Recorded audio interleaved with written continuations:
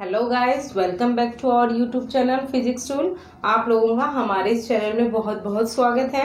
और आज मैं ललिता आनंद प्रकाश आपके सामने नया टॉपिक लेके आई हूँ। नया टॉपिक नहीं बोलेंगे, एक तरह से बुद्धि के अंतर्गत ही है, लेकिन चेंज है टॉपिक। इसमें आज हम पढ़ेंगे विभिन्न वैज्ञानिकों द्वारा बुद्धि की परिभाषाएं और जो बुद्धि के सिद्धांत अलग अलग मनोवैज्ञानिकों ने दिए थे, वो भी आज हम इसमें अध्ययन करेंगे। लेकिन सबसे पहले कि बुद्धि को विभिन्न लोगों ने किस नजरिए से देखा है, विभिन्न वैज्ञानिकों का क्या मत है कि बुद्धि क्या होती है और इसको विकसित किस प्रकार से किया जा सकता है, और मंद बुद्धि और अति विशिष्ट बुद्धि में क्या फर्क होता है, ये इसके अंतर्गत हम जानेंगे। तो आइए शुरू करते हैं आज का नया टॉपिक हमारा, विभिन्न वैज्ञानिकों द्वारा बुद्धि की परिभाषाएं। सबसे पहला हमारा बर्ट महोदय ने क्या किया है कि बुद्धि अपेक्षाकृत नवीन परिस्थितियों में समायोजन करने की जन्मजात योग्यता है। अब देखिए बर्ट ने क्या कहा है।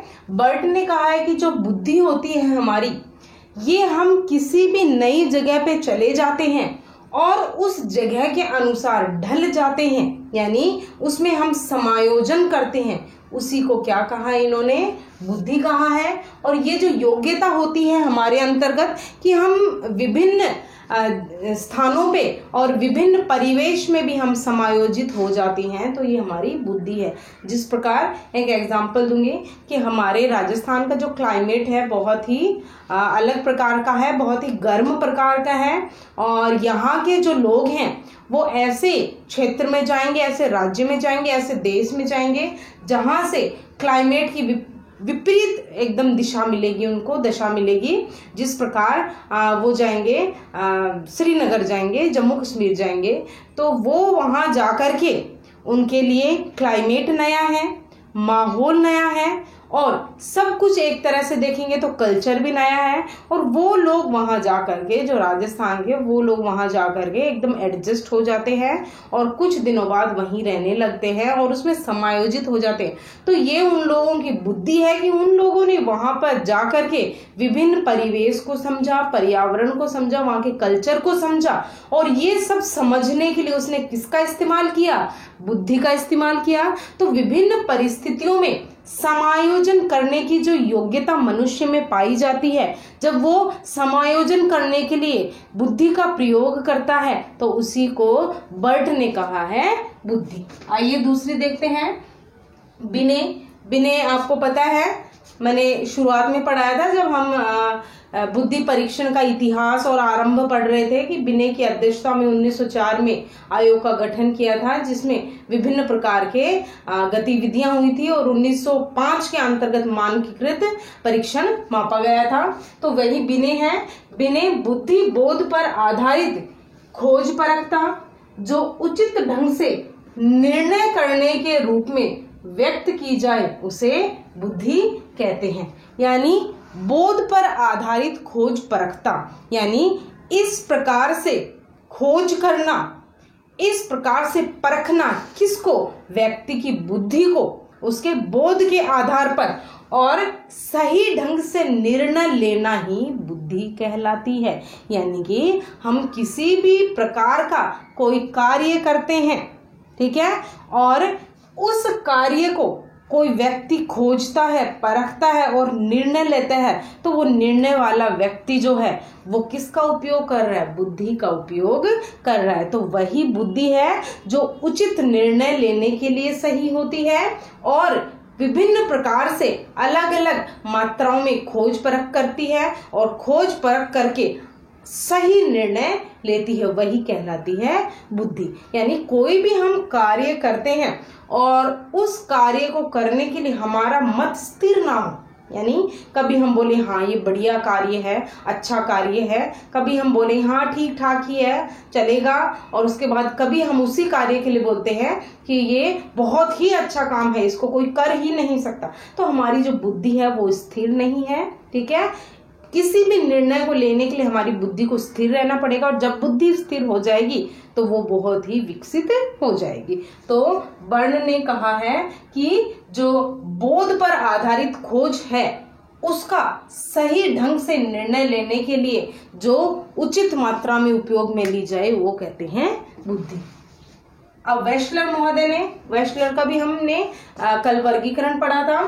बुद्धि किसी व्यक्ति के द्वारा उद्देश्यपूर्ण ढंग से कार्य करने, तार्किक चिंतन करने तथा वातावरण के साथ प्रभावशाली ढंग से क्रिया करने की सामूहिक योग्यता। अब देखिए इन्होंने क्या परिभाषा दी है कि कोई भी व्यक्ति जो होता है उसके द्वारा कोई भी काम जिसका कोई उद्देश्य हो उसका तार्किक चिंतन और वातावरण के साथ प्रभावशाली ढंग से क्रिया करने की सामूहिक योग्यता। यानी कि हम जिस क्षेत्र में रह रहे हैं उस क्षेत्र में बारिश आती है, ठीक है, जिस क्षेत्र में हम रह रहे हैं उस क्षेत्र में बारिश आती है। अब उस बारिश का जो वातावरण है हमारे पास, जो हमारा मौसम चल रहा है, उस मौसम में अगर हमारी बुद्धि है तो हम क्या करेंगे? भीगेंगे नहीं। हम क्या करेंगे? भीगेंगे नहीं। हम उस बारिश को अपने आप में भीगने से बचाने के लिए किसका उपयोग करेंगे? बुद्धि का उपयोग करेंगे। जी हाँ, जिस बारिश में, बारिश तो होना स्वाभाविक है, ये तो प्राकृतिक है। अब प्राकृतिक जो नियम है या शक्तियां हैं जो हम पे प्रभाव डाल रही हैं, लेकिन हम उस प्रभाव को बदल तो नहीं सकते, लेकिन हम उससे अपना बचाव कर सकते हैं। और बचाव कैसे करेंगे? अगर मनुष्य में बुद्धि है तो वो छाते का उपयोग करेगा, रेनकोट का उपयोग करेगा, ठीक है। इसी प्रकार वो अपने आप को आने वाली कठिनाइयों से बचा लेगा। जी हाँ, अगर उसमें बुद्धि है तो आने वाली कठिनाइयों से बचा लेगा। इसीलिए कहते हैं कि किसी के सामने कोई समस्या आ जाती है, अपने समाज में भी अपने रिश्तेदार होते हैं, कोई समस्या उनके सामने आ जाती है और उस समस्या का वो सही तरीके से समाधान कर लेते हैं और वो समस्या उन पर नहीं आती है, अपना कम प्रभाव डालती है, तो हम क्या बोलेंगे? बहुत ही बुद्धिजीवी प्राणी है, बहुत बुद्धि वाला है कि समस्या को अपने पास आने ही नहीं दिया। तो वातावरण में जो भी कठिनाइयां आती हैं उन कठिनाइयों को या वातावरण में जो क्रिया हो रही है उसके दौरान हम बुद्धि का जब उपयोग करके उसे बच जाते हैं, वही क्या कहलाती है? बुद्धि कहलाती है, ठीक है। उसके बाद देखेंगे हम स्टर्न महोदय के द्वारा बुद्धि क्या है। बुद्धि जीवन की नवीन परिस्थितियों तथा समस्याओं के अनुरूप समायोजन करने की सामान्य योग्यता है। देखिए लगभग सभी यही बोल रहे हैं, लेकिन थोड़ा सा इसमें शब्दों का डिफरेंस है कि कोई भी नई परिस्थिति आती है हमारे सामने, कोई भी समस्या हमारे सामने आती है, तो उन समस्याओं और नवीन परिस्थितियों के प्रति जो हम समायोजन कर लेते हैं, हम अपने आप को एडजस्ट कर लेते हैं, तो वो एडजस्ट करने की जो योग्यता हमारे अंतर्गत है वही क्या कहलाती है?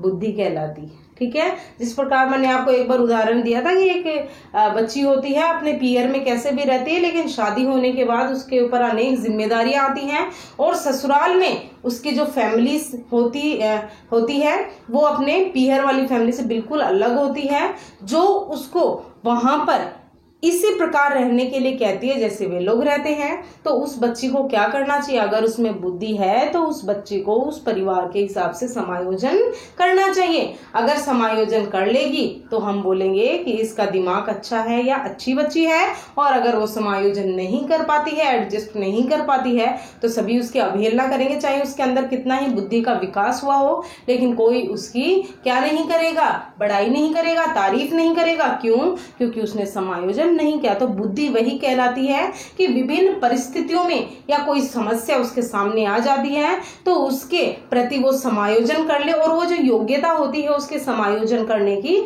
उस योग्यता को ही क्या कहते हैं? हम बुद्धि कहते हैं। उसके बाद देखिए टर्मन महोदय ने क्या कहा है कि व्यक्ति उतना ही बुद्धिमान होता है जितनी उसमें अमूर्त चिंतन की क्षमता होती है। कल मैंने आपको पढ़ाया था सामाजिक चिंतन, मूर्त चिंतन, अमूर्त चिंतन। तो देखिए मूर्त चिंतन मैंने बोला था कि जो ठोस कार्य होते हैं उनको करने के लिए जिस बुद्धि का प्रयोग होता है वो होती है मूर्त चिंतन। और अमूर्त, अमूर्त बुद्धि कौन सी होती है? जो संकेतों को और चिन्हों को समझने में हमारी मदद करती है। तो अमूर्त चिंतन जिस व्यक्ति में अधिक होगा, जो छोटी से छोटी चीज की गहराई समझ सकता है, उसमें बुद्धि ही उतनी तेज होगी। इन्होंने बताया है वो व्यक्ति उतना ही बुद्धिमान होगा जो संकेतों को, चिन्हों को और गहराइयों को जितना अधिक समझ सकता है। उसके बाद हम देखेंगे जेनसन ने कहा है बुद्धि का स्वरूप बिजली के बल्ब के समान होता है, जिसे मापना तो आसान होता है लेकिन परिभाषित करना कठिन होता है। यानी जो बुद्धि होती है, बुद्धि बल्ब की तरह है कि बल्ब की हीट को हम माप सकते हैं लेकिन उसको परिभाषित नहीं कर सकते कि बल्ब क्या होता है। ऐसे ही हम बुद्धि का मापन कर सकते हैं लेकिन इसको हम परिभाषित नहीं कर सकते, इसका सही रूप से, सही प्रकार से इसको व्याख्या इसकी हम नहीं कर सकते कि बुद्धि क्या होती है, क्योंकि बुद्धि इस प्रकार की एक चीज है जिसको हम समझ सकते हैं पर बोल करके बता नहीं सकते। उसके बाद है बोरिंग महोदय ने कहा है बुद्धि वह है जो बुद्धि परीक्षण मापती है। तो बोरिंग महोदय की मुझे लगता है परिभाषा भी बोरिंग सी है कि इन्होंने कहा है बुद्धि वही है जो बुद्धि परीक्षण मापती है, यानी कि बुद्धि परीक्षण को मापने में जिस बुद्धि का उपयोग किया जाता है वही कहलाती है बुद्धि। तो आइए इसके बाद हम लोग करते हैं बुद्धि के सिद्धांत। उससे पहले आप स्क्रीनशॉट लेना चाहते हैं आप ले सकते हैं।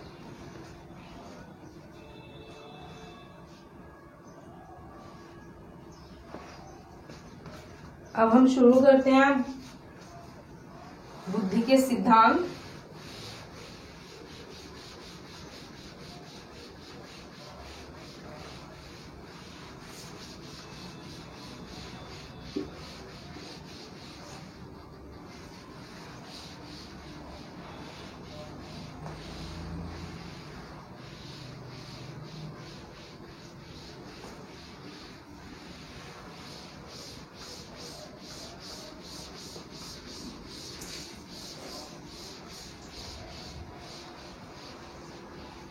सबसे पहले हम पढ़ेंगे, हेडिंग लिख देते हैं आज की,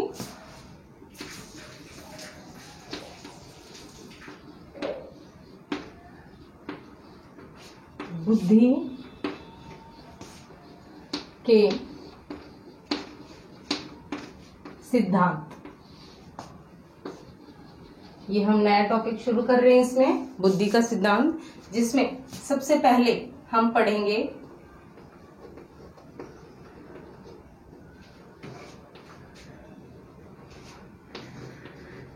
द्विकारक सिद्धांत।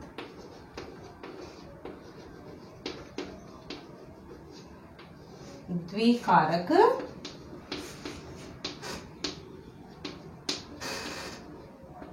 सिद्धांत इसको बोलते हैं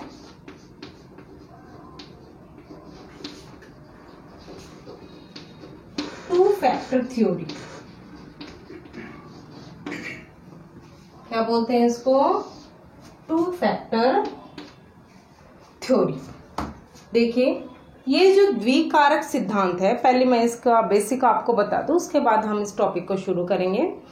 जो बुद्धि का सिद्धांत, द्विकारक सिद्धांत जो वैज्ञानिक देने वाले हैं वो हैं स्पीयरमैन, यानी कि द्विकारक सिद्धांत स्पीयरमैन ने दिया था और 1904 में दिया था। और इनका मानना था कि जो बुद्धि के कारक होते हैं वो दो होते हैं। कितने कारक होते हैं? दो कारक होते हैं, दो फैक्टर होते हैं बुद्धि के, जिस प्रकार से उन्होंने इस सिद्धांत का नाम रख दिया द्विकार। ठीक है। अब वे जो दो कारक होते हैं वो हम लगभग पहले भी पढ़ चुके हैं, तो उसी के अंतर्गत है। एक कारक जो होता है वो आनुवांशिकता पर निर्भर करता है और जो दूसरा कारक होता है वो वातावरण पर निर्भर करता है या पर्यावरण पर निर्भर करता है। तो इसको आ जाइए शुरू करते हैं।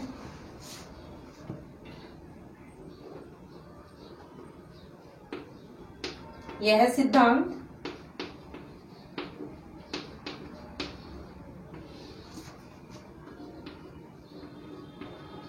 1904 ईस्वी में ये क्वेश्चन आया हुआ है गाइस कि द्विकारक सिद्धांत जो है वो किसने दिया था? स्पीयरमैन,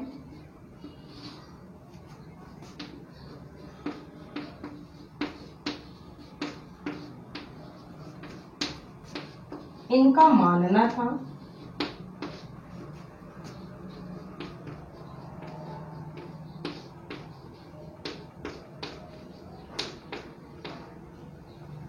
कि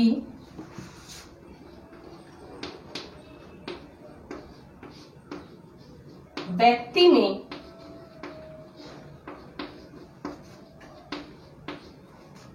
बुद्धि के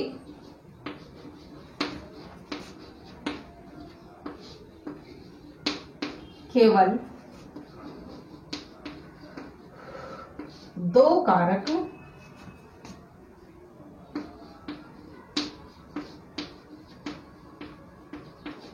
होते हैं। तो ये हमने पढ़ लिया है कि ये सिद्धांत किसने दिया था? स्पीयरमैन ने दिया था 1904 में। और इनका मानना था कि बुद्धि के यानी व्यक्ति में जो बुद्धि होती है उसके दो कारक होते हैं। पहला कारक है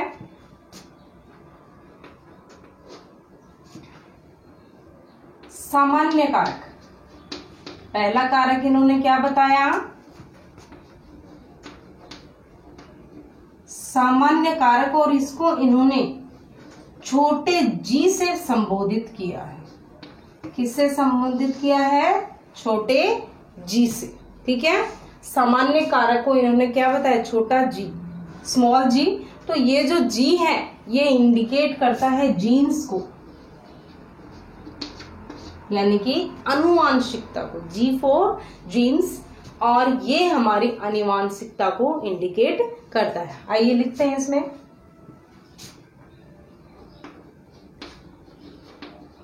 ये है वह कारक है जो बालक को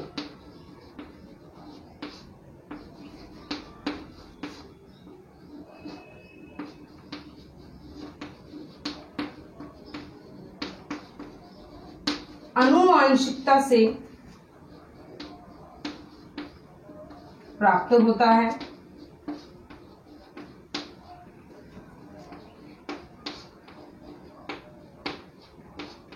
और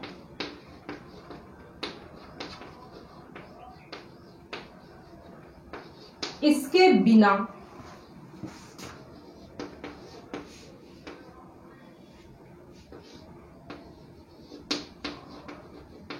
कोई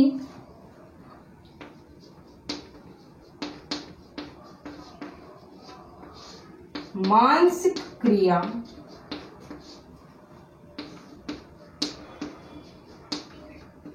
संभव नहीं।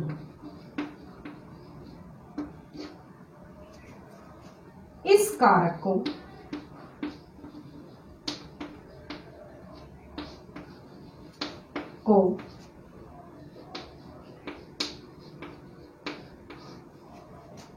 व्यक्ति की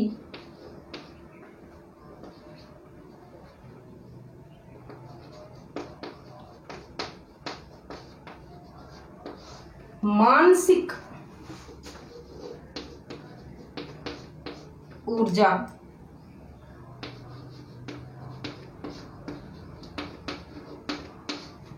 कहा जाता है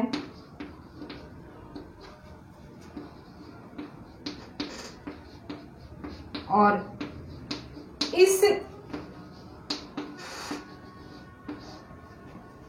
कारक का शिक्षण, प्रशिक्षण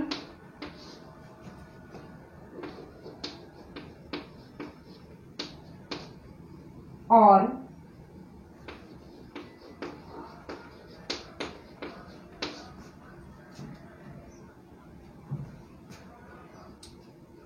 अभ्यास का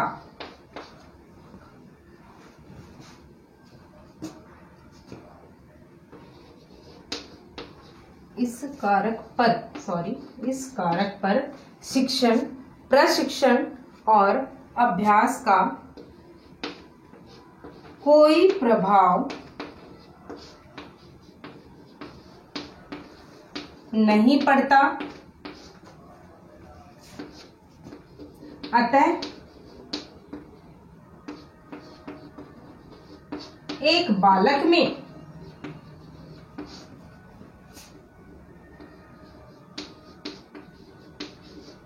शिक्षक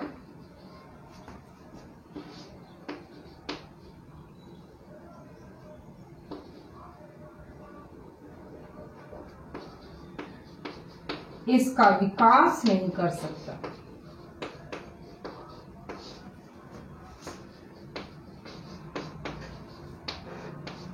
नहीं कर सकता। देखिए पढ़ते हैं। जो सामान्य कारक है जी फॉर जीन्स, आनुवांशिकता, यह वह कारक है जो बालक को किससे प्राप्त होता है? आनुवांशिकता, हेरिडिटी से प्राप्त होता है। लगभग इसको हम पहले भी थोड़ा सा टॉपिक पढ़ चुके हैं और अभी इसके अंतर्गत आ गया है। और इसके बिना कोई भी मानसिक क्रिया संभव नहीं है। अगर हमें धरोहर के रूप में अपने माता पिता से बुद्धि नहीं मिली है या कम बुद्धि मिली है तो हम अपना विकास नहीं कर सकते, क्योंकि बुद्धि का विकास केवल वातावरण के कारकों के अंतर्गत किया जा सकता है। अगर बुद्धि हमें आनुवांशिकता से ही कम मिली है तो कोई भी शिक्षक इसका विकास नहीं कर सकता। तो इस कारक के बिना कोई भी मानसिक क्रिया संभव नहीं हो सकती। इस कारक को व्यक्ति की मानसिक ऊर्जा कहा गया है। ये इंपॉर्टेंट है। इस कारक को क्या कहा गया है? मानसिक ऊर्जा कहा गया। यानी इसका होना, आनुवांशिकता से हमें बुद्धि प्राप्त होना जरूरी है, तभी हम उसको विकसित कर सकते हैं। अगर बुद्धि हमें अल्प मिली है या कम मिली है या मंद मिली है तो हम किसी भी प्रकार से कोई भी क्रियाकलाप नहीं कर सकते और ना ही इसको विकसित कर सकते हैं। इस कारक को मानसिक ऊर्जा कहा जाता है और इस कारक पर शिक्षण का, प्रशिक्षण का और अभ्यास का कोई भी प्रभाव नहीं पड़ता। यानी कि अगर हम सामान्य कारक वाले जो बालक है या छात्र है, अगर उसको उसकी बुद्धि विकसित करना चाहते हैं तो ये संभव नहीं है कि किसी भी प्रकार के प्रैक्टिस के द्वारा, किसी भी प्रकार के टीचिंग के द्वारा, किसी भी प्रकार के प्रैक्टिकल के द्वारा हम इस कारक का विकास नहीं कर सकते और इस पर कोई भी प्रभाव उसका नहीं पड़ेगा। क्योंकि जो मंद बुद्धि है, हम उसके सामने कितने ही प्रकार के उदाहरण दे दें तो भी उसका कोई फायदा नहीं होगा। अतः एक बालक में शिक्षक इसका विकास नहीं कर सकता। इसलिए क्योंकि अगर कोई बच्चा हमारे सामने गूंगा बहरा बैठा हुआ है या बोलेंगे कि एकदम मंद बुद्धि है, कि उम्र तो उसकी बढ़ गई है लेकिन उसका जो बचपना है वो एकदम, जो उसकी सोच है वो एकदम बच्चे जैसी है, तो उसके सामने हम कितने ही वैज्ञानिक तरीके बताएं लेकिन उस बालक को समझ में नहीं आएंगे। तो ये जो कारक है इसका शिक्षण, प्रशिक्षण और अभ्यास का कोई भी प्रभाव नहीं पड़ता। उसके बाद हम दूसरा कारक पढ़ते हैं। आप इसका स्क्रीनशॉट ले लीजिए।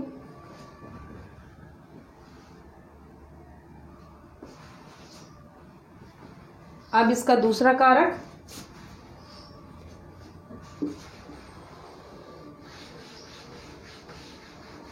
आई होप आपको समझ में आ रहा होगा,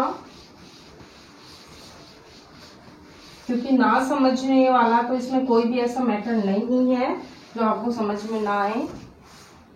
मैं अपनी कोशिश करती हूँ कि आपको एक एक पॉइंट, एक एक शब्द समझाया जाए ताकि आप इसमें कंफ्यूज ना हो, एक शब्द को लेकर के भी ना बैठे। और इसके अंतर्गत जो दूसरा कारक है वो हम पढ़ने जा रहे हैं। दूसरा कारक जो है उसको बोलते हैं विशिष्ट कारक। क्या बोलते हैं उसको? विशिष्ट कारक, जिसको इन्होंने स्मॉल एस से इंडिकेट किया है। स्मॉल एस फॉर सराउंडिंग, यानी हमारे आसपास का वातावरण एस फॉर सराउंडिंग। ये जो विशिष्ट कारक है ये किससे प्राप्त होता है? वातावरण से, पर्यावरण से, सराउंडिंग से, इसीलिए इसको एस से इंडिकेट किया है। आइए पहले लिखते हैं फिर पढ़ते हैं। यह कारक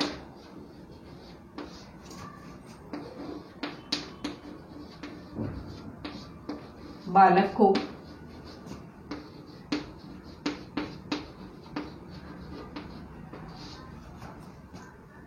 पर्यावरण से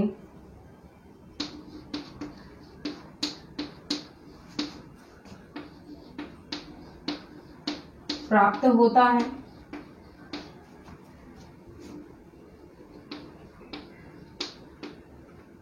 अतः शिक्षण, जो हमने पहले वाले में पढ़ा था, प्रशिक्षण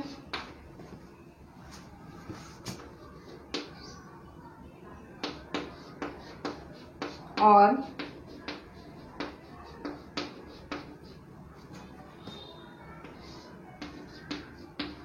अभ्यास से यह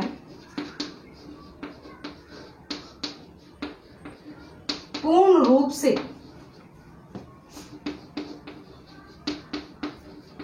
प्रभावित होता है।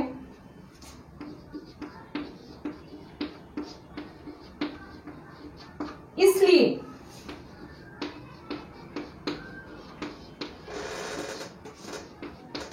एक शिक्षक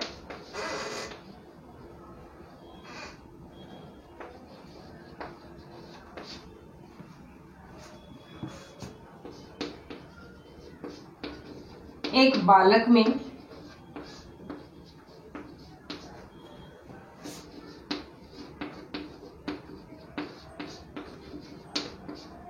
बुद्धि का विकास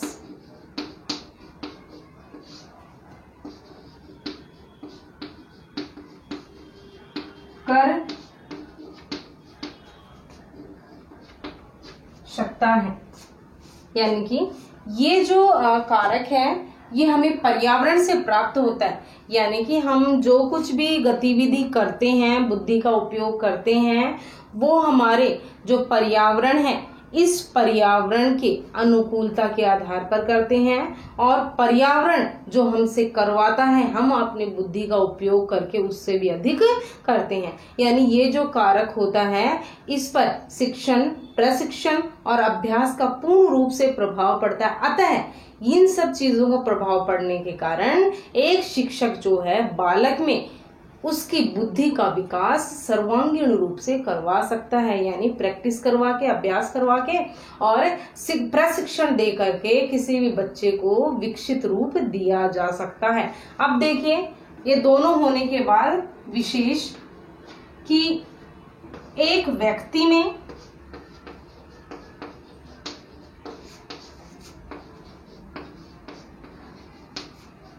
इन दोनों कारकों का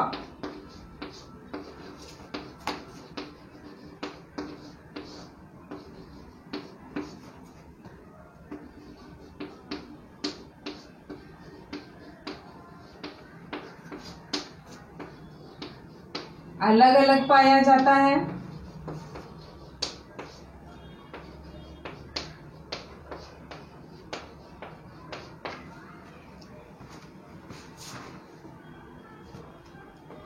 और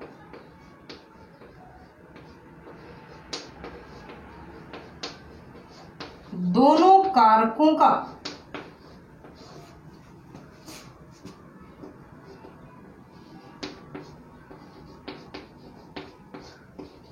पाया जाना आवश्यक है।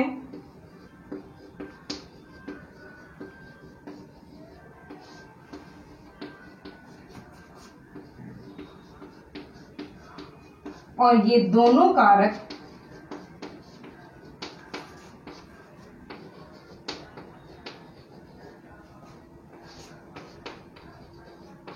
एक व्यक्ति से व्यक्ति में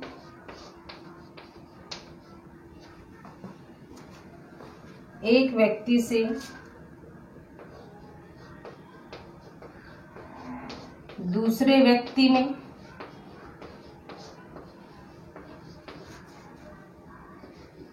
वह एक क्रिया से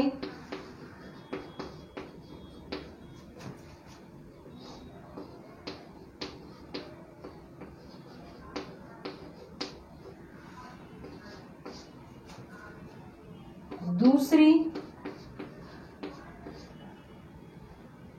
क्रिया में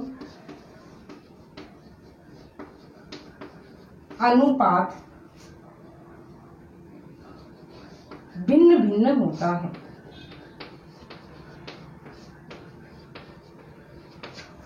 देखिए कि ये जो दोनों कारक हैं, इन दोनों कारकों का पाया जाना व्यक्ति में जरूरी होता है उसके विकास के लिए, और इन दोनों कारकों का जो अनुपात होता है वो अनुपात भी व्यक्ति से व्यक्ति में अलग अलग पाएगा। यानी मुझ में अलग है, आप में अलग है, तीसरे में अलग पाया जाएगा, और एक क्रिया से दूसरी क्रिया में भी अलग पाया जाएगा। कैसे कि एक काम को मैं करती हूँ, उसी काम को आप करते हैं, आप अपने तरीके से करेंगे, मैं अपने तरीके से। मेरे में जैसी बुद्धि होगी उस काम को मैं उतना जल्दी और उतनी संपूर्णता से करूंगी, अच्छाई से करूंगी, और आप में जितनी बुद्धि होगी उस बुद्धि का उपयोग करके आप उस कार्य को उतनी ही जल्दी और उतनी ही चतुराई से करेंगे।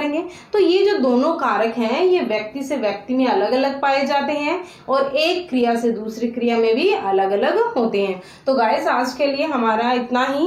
हमने आज दो चीजें पढ़ी हैं, एक तो बुद्धि की परिभाषाएं पढ़ी हैं विभिन्न वैज्ञानिकों द्वारा, और एक हमने द्विकारक सिद्धांत पढ़ा है जो कि स्पेयरमैन ने दिया था 1904 में। और इन्होंने जो कारक हैं उनको दो भागों में बताया है कि एक सामान्य कारक जो जी से इंडिकेट किया गया है, और एक विशिष्ट कारक जो एस से इंडिकेट किया गया है। और इन दोनों कारकों का ही मनुष्य में पाया जाना आवश्यक है, चाहे इसका अनुपात अलग अलग हो। और अंत में मेरी हमेशा की तरह रिक्वेस्ट रहेगी कि प्लीज हमारे चैनल को शेयर ज्यादा से ज्यादा करें, लाइक करें अगर आपको हमारा वीडियो पसंद आया है तो, और सब्सक्राइब करना ना भूलें। सब्सक्राइब कर दिया है तो कमेंट करके हमें बताइए कि हमारे वीडियो आपको कैसे लग रहे हैं। जय हिंद, जय भारत।